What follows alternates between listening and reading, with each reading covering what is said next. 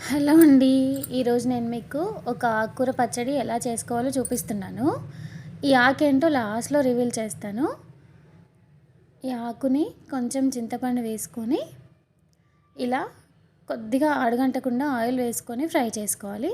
దాంట్లోనే కొంచెం పచ్చిమిర్చి వేసుకొని ఫ్రై చేసుకోవాలి. మీకు ఇష్టమైతే కనుక కొంచెం ధనియాలు కూడా వేసుకోవచ్చు.